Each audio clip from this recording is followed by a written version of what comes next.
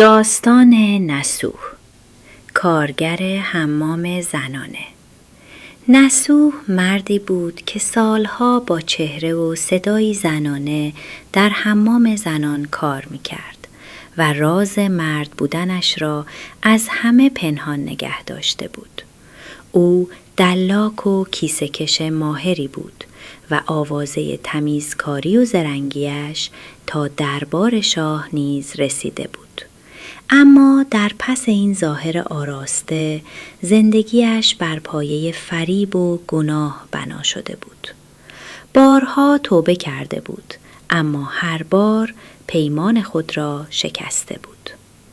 روزی دختر پادشاه برای استحمام به حمام آمد و گوهر گرانبهایش در آنجا گم شد. به فرمان او همه کارکنان را برای تفتیش فراخواندند.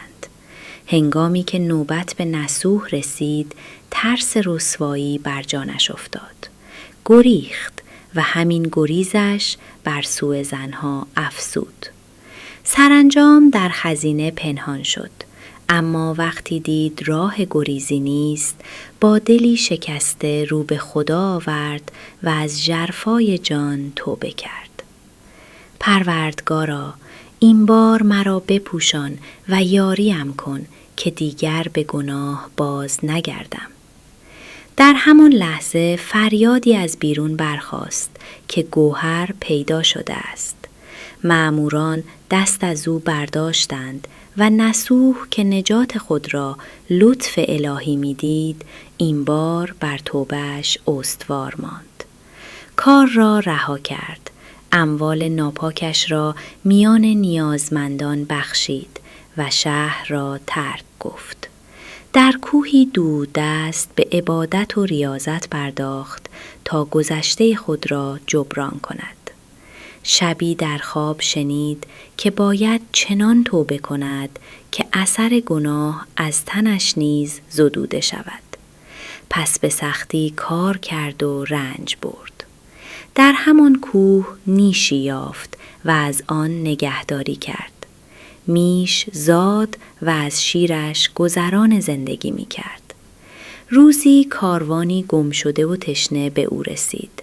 نسوح آنان را سیراب کرد و راه شهر را نشان داد. کاروانیان با سپاسگزاری به او کمک کردند.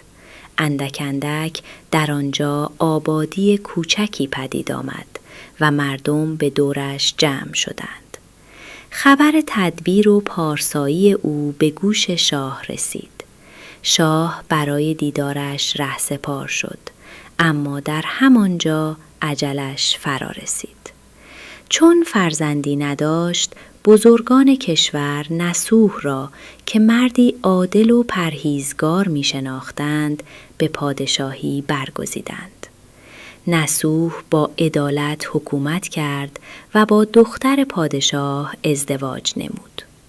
شبی مردی نزد او آمد و گفت: میشی که سالها پیش گم کرده بودم نزد توست.